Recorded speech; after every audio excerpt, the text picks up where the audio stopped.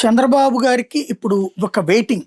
Supreme court తాజాగా ఉచితాల మీద చేసిన వ్యాఖ్యలు ఏదైతే తమిళనాడులో ఉచిత విద్యుత్ ప్రతి ఒక్క కుటుంబానికి 100 యూనిట్లు ఇస్తామన్నటువంటిది డ్రామా కాకపోతే మరేంటి? ఆ 100 యూనిట్లు తగ్గించేసుకుని, ఆ డబ్బుల్ని ప్రభుత్వం జమేస్తే సరిపోతుంది. ప్రభుత్వం జమేయదట. 100 యూనిట్లు బిల్లులోనే తగ్గిస్తారు. రెండో పక్కన ఇతర ఛార్జీలు పెంచి చూపెడతారనమాట. ఇది ఒక దిక్కుమాలినటువంటి నాటకం. ఈ వ్యవహారానికి సంబంధించి కేంద్ర ప్రభుత్వం నువ్వు అట్లా ఇవ్వదలుచుకుంటే నువ్వు ఎంతైతే సబ్సిడీ అంటావో ఆ డబ్బులు నువ్వు ముందు కట్టేయి అంటోంది.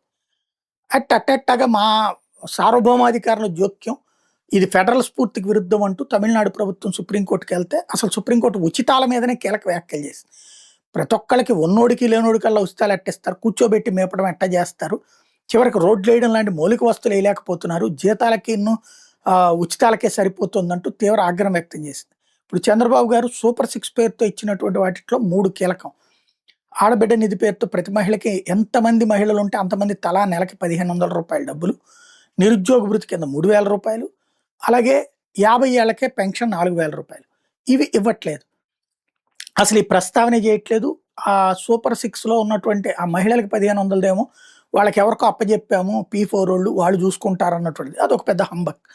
అట్లాగే నిరుద్యోగ భృతి అంటే స్కిల్ డెవలప్మెంట్, అదే దాని కింద ఖర్చు పెడుతూనే ఉంటారు, అది ఒక హంబక్. అది వాళ్ళు ఎట్లాగూ రొటీన్గా నడుస్తుంది. ఇంతకుముందు కూడా జగన్ ఉన్నప్పుడు కూడా స్కిల్ డెవలప్మెంట్ జరిగింది కాబట్టి అది ఒక హంబక్. అట్లాగే ఈ 50 ఏళ్ళకి పెన్షన్ అనేది నోరు కూడా మెదపట్లేదు. వీటికి సంబంధించి ఇక ఆపేసిన రేపొద్దున ఇప్పుడు సుప్రీంకోర్టు దీని మీద ఫైనల్ తీర్పిస్తానంట. ఇచ్చినప్పుడు దాన్ని అడ్డు పెట్టుకుని అదిగో మేము చేద్దాం అనుకున్నాం, సుప్రీంకోర్టు ఆపిందని చెప్తారా? అంటే ఇక వీళ్ళు ఇప్పటి నుంచి కథ బిగించేయాలి.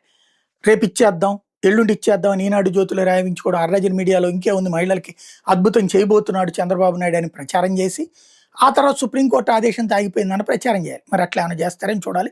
వాళ్ళ వ్యూహాత్మక ఎత్తుగడల్లో అదొక పార్ట్ ఉంటుంది.